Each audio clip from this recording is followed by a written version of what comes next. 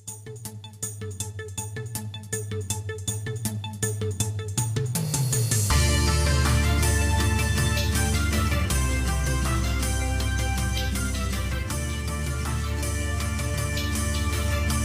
दोस्तों, आदाब, नमस्कार। मैं अज़हर शमीम और आप देख रहे हैं हमारा चैनल डायमंड टीवी जेएनपी। दोस्तों, आज से मैं एक नया कार्यक्रम लेकर उपस्थित हुआ हूं। आज की बात। आज हम इस कार्यक्रम में बात करते हैं समाजवादी पार्टी के कद्दावर मुस्लिम नेता आज़म खान की। दोस्तों, लगभग 2.25 साल के बाद सुप्रीम कोर्ट के हस्तक्षेप से खान साहब की रिहाई हुई है और कल देर रात गए जब रिहाई का आर्डर सीतापुर की जेल पहुंचा तो सुबह 8 बजे के बाद उनकी रिहाई हो पाई और जेल से बाहर निकलते ही उनका भव्य स्वागत किया गया। उसके बाद वो सीतापुर में समाजवादी पार्टी के पूर्व विधायक अनूप जायसवाल के घर गए और विश्राम किया। समाजवादी पार्टी के स्थानीय नेताओं से मुलाकात हुई। लेकिन एक बात जो गौर करने की है कि समाजवादी पार्टी का कोई बड़ा चेहरा उनकी रिहाई के समय जेल के बाहर मौजूद नहीं था और इस तरीके से ये लगता है कि अखिलेश यादव पता नहीं किस लिए अभी भी आज़म खान साहब से अपने आप को दूर रखना चाहते हैं या ये बताना चाहते हैं कि वो साफ हिंदुत्व की राजनीति कर रहे हैं और उनको कट्टर चेहरा, मुस्लिम चेहरा पसंद नहीं है। और एक लंबे काफ़िले के बाद फिर खान साहब वहाँ विश्राम करने के बाद रामपुर चले गए। रामपुर में उनका ज़बरदस्त स्वागत किया गया और उनकी तरफ से एक प्रेस कॉन्फ्रेंस रखी गई जिसमें उन्होंने जेल में हुई उनके साथ ज़्यादती पर चर्चा की और ये बताया कि उन्हें इस तरीके से जेल में रखा गया कि जिस तरीके से फांसी की सज़ा प्राप्त किसी कैदी को रखा जाता है और जेल में खाने के लिए पतली दाल और रोटी दी गई।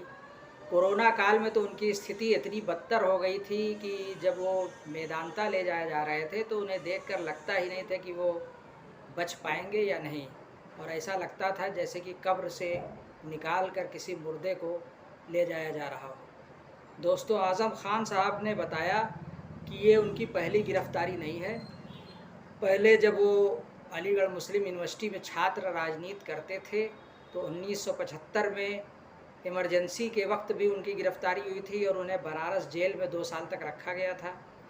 और अब जब उम्र के इस पड़ाव पर हैं तो उनकी एक बार फिर गिरफ़्तारी हुई है और उनको 2.25 साल तक जेल में भयंकर यातनाओं के साथ बिताना पड़ा और उन्हें बकरी चोरी, किताब चोरी, तमाम वाहियात आरोपों के तहत 80 से ज़्यादा मुकदमों में उन्हें फंसाया गया और बार बार ज़मानत लेने में अड़ंगा डाला गया।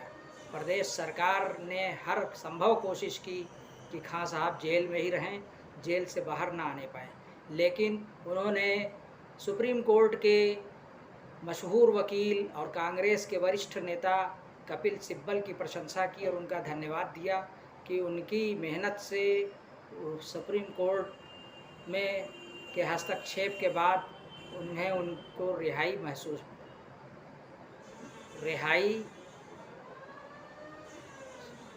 मौसूल हुई। दोस्तों, कुछ भी कहिए, आज़म खान साहब उत्तर प्रदेश की सियासत का एक बड़ा चेहरा हैं और अपने दम पर सियासत का रुख बदलने का माद्दा रखते हैं।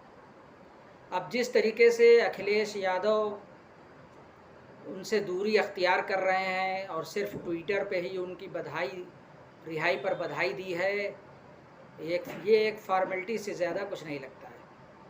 हाँ, ये एक बात गौर करने की है कि शिवपाल यादव हमेशा उनके साथ रहे। वो आज़म खान साहब से मिलने भी अभी हाल में ही 1-2 महीना पहले जेल गए थे। सीतापुर जेल में उनकी एक अच्छी मुलाकात हुई। उसके बाद एक सपा का प्रतिनिधिमंडल गया तो आज़म खान साहब ने उससे मिलने से इनकार कर दिया।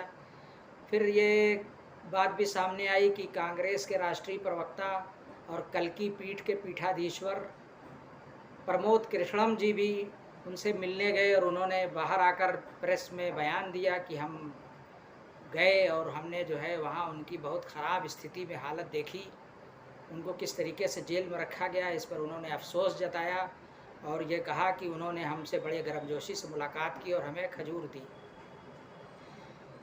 एक बार और भी गौर करने की है कि असदुद्दीन ओवैसी ने भी अक्सर अपने भाषणों में आज़म खान साहब पे होने वाली ज़्यादती की चर्चा की और उनकी रिहाई की बात की। दोस्तों, लगता है कि आज़म खान साहब कुछ नया करेंगे।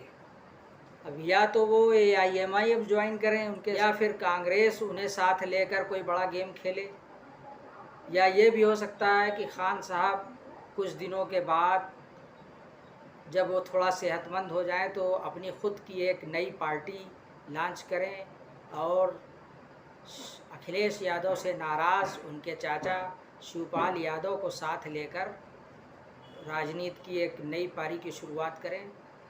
तो दोस्तों, इंतज़ार रहेगा 2024 तक और अब हम और आप देखते हैं कि क्या होता है। धन्यवाद।